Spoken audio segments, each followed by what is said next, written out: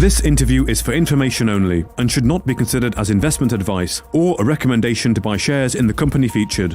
Welcome to this Stock Box interview.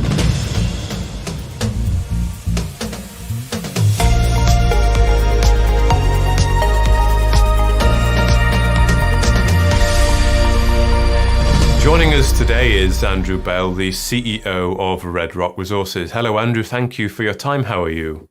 Very well, thank you. Well, thank you very much for joining us. So you've had some news from your Mikei gold project. You've released the second batch of assay results. Now, last time we spoke, you said that drilling was going on to fill in the gaps and extend the resource envelope. So could you just remind us of the objective of this drilling and if that objective has now been met? Yes, I think we're trying to do three things. First of all, where possible, we want to increase the grade by joining up areas of high grade. And we want to improve the resource classification where there's too few holes. Something might be inferred and it can be raised to indicated. And the third thing we want to do is increase the size of the envelope. If we can get some other areas that cause the pit shell to expand, that increases what is can be reported. So we were following these three things and sort of thinking, doing the first part of a program which is going to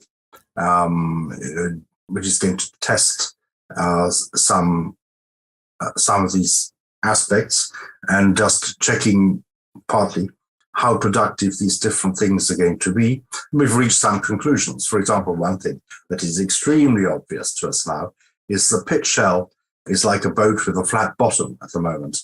But since the pit shell is partly governed by, the slope that you can get away with, without the sides falling in, so it all has to be calculated that way. You can go down to a kind of V in the middle.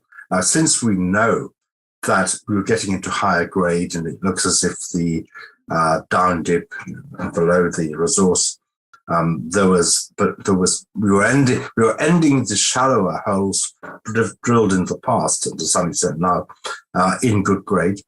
We knew that if we went deeper, there was a fairly high probability that we'd be meeting higher grades and still be within that pit shell envelope, which the shape of the bottom of the boat changes slightly, and that's quite easy to do as long as there's a justification for what you're finding there. So we will drill some deeper holes below the existing resource in the area that we know has some higher grades. And that's low-hanging fruit, if you like. One or two of the areas we might have wanted to extend along strike in, we're deprioritizing that because we didn't get instant results. And we don't want to waste any firepower.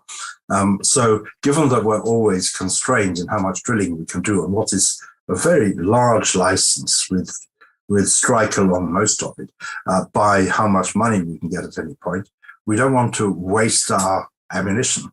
And so I think this was an extremely useful and interesting program. And dividing our drill program into two, this first bit, RC, then analyzing it thoroughly, and then doing the second bit, which would be predominantly diamond, was actually a sensible way to go. And we want to obviously abbreviate that assessment process so we can get on with the next stage. And once we've done the next stage, then I think we will be ready to go back and have the resource reassessed, so that we can come up with something higher. Okay. And just on the grades, Andrew, just to comment, I noticed from shareholders, can you give us an idea of what the grades are like? Some people were saying they were perhaps mediocre. Well, we've already declared what the resource that we've already defined is and what the cutoff grade is. And I think the resource is about 1.5 grams and the cutoff is 0.5. So as long as in our drilling, we are getting things that make sense according to those parameters, then we're not obviously worsening the situation. And in that we are drilling holes in places where they haven't been drilled before, getting a 37-meter intersection above our cutoff is obviously very positive. So This is incrementally good. It's not quite as easy to get across to the public as if we were doing virgin drilling somewhere and saying, oh, look, we've just come across all these grades, when they'd be saying there's hope for the future. I mean, I think what's happened in the past here is that the drilling has tended to be on the cheaper side. In other words, not a lot of deep diamond holes to just drill the thing like a cheese. And we're coming up to that stage now, but we're coming up to it when we can be reasonably certain that every hole we drill is going to be a good one. Okay. I mean, even in this, we drilled 20 holes. 16 of them came up with mineralization, 15 of them above our cutoff. That's good. Okay. So more drilling is required, and of course, in exploration, there's always more drilling. It can always be done. But at what point does perhaps more significant work happen that progresses perhaps towards starting to go towards the production of a mine, such as the pre-feasibility study? When do those kind of activities begin? Well, I think one would like to get to an optimal size of 2 to 3 million ounces. And that requires quite a bit of further drilling. And the question you will next ask, I expect, and if not, somebody will ask it, is should you be looking for a partner? It's exactly my next question. And the answer is, of course. But given that since 2011, 2012, we haven't been able to do substantive work on this because we won't go into the past, but we had to take the government to court. There was a minister an MP and then a minister, who were trying to get things or do things. And we fought that off, got the licenses back just a year and a half ago. And since then, we've had to refurbish the camp, re-recruit staff, induct them all into the work that had been done with, huge amount, terabytes of old information, do the drilling and assess it. We're only just sort of getting back up to speed again. And I think we needed to come out with these results because having come out with some results from recently done work that confirms and extends what was done before, both we can go and speak to potential partners in a stronger position, and also our staff and the people who they will interact with on the technical level. If people start getting into our data room, our staff are much more up with it. In terms of being able to explain what we have there, what the potential is, and so on.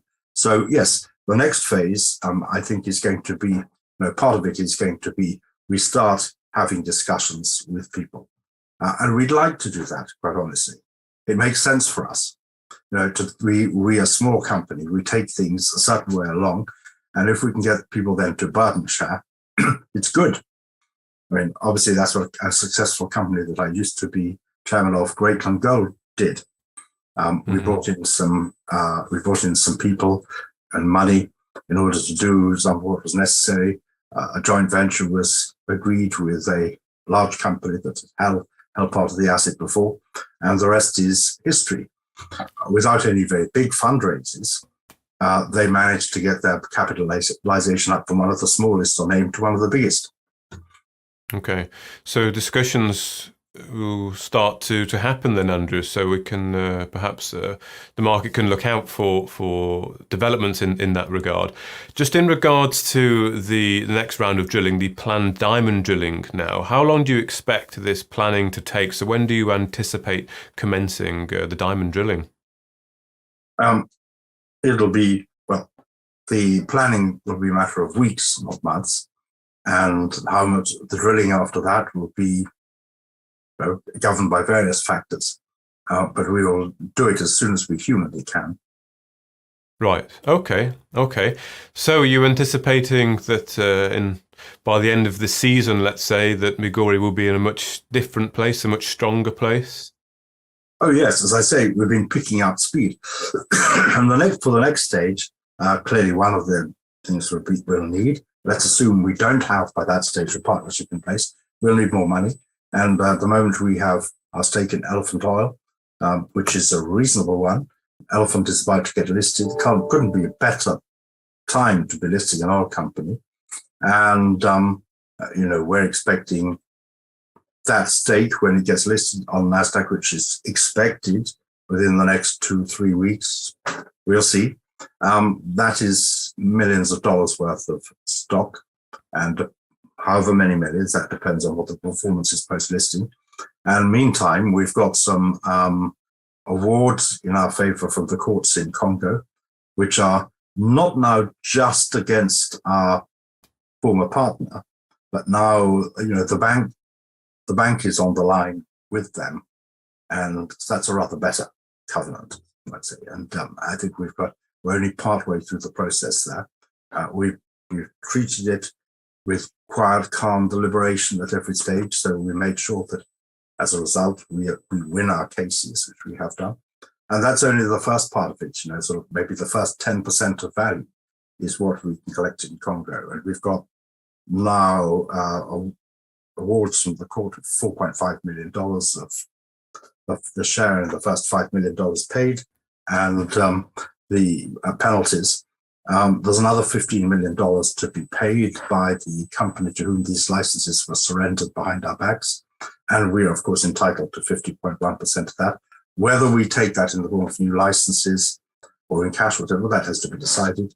The bank itself is liable to penalties because of a fraud that they attempted to perpetrate on the courts and on us, but has now been uncovered, and that's with a criminal court. And then, of course, this parastatal, on a back-to-back, they farmed it out to an international mining company, and that was, I believe, for $250 million, and $150 million certainly has been paid. But we should be having a big slug of that. And nobody should forget that in parallel with our operations in Australia, with the listing of the gold company, which is underway, in Kenya with the exploration of this very large gold asset, in our other gold exploration in West Africa, in parallel with that, this litigation is continuing. Okay, so really what you're saying is, in terms of funding the next stage, you're not too worried. You have multiple ways you think that can come in. Well, we have multiple ways in which it should occur. Yeah. Yes. Okay. Andrew Bell, the CEO of Red Rock Resources, thank you very much. Thank you. If you enjoyed this interview, then give us a thumbs up, a like or a retweet. Subscribe to us on YouTube or follow us on Twitter, and hit that notification bell to be the first to know when we release new content. There's loads of great content on our website too, across all our programs at stockboxmedia.com. Thank you for watching.